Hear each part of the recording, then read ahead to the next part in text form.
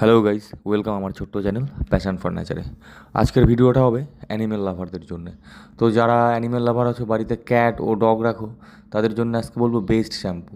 তো এটা দেখতে পাচ্ছ, এটা আমি ইউজ করছি ভিরব্যাক কোম্পানির। তো ভিরব্যাক কোম্পানি নিয়ে প্রথম কিছু বলি, ভিরব্যাক হচ্ছে একটা কিন্তু ফ্রেঞ্চ কোম্পানি।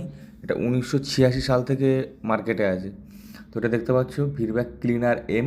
এটা হচ্ছে anti tick shampoo, best tick shampoo বা উকুনের জন্য বেস্ট শ্যাম্পু। আমি আমার 12 থেকে 14 বছর আমি বাড়িতে কুকুর রাখি বা ডগ রাখি, বিড়াল রাখি, সেই এক্সপিরিয়েন্স থেকে বলছি এর মতন ভালো উকুনের শ্যাম্পু মার্কেটে খুব কমই আছে। আর এটা দেখে নাও ইপি সুথি।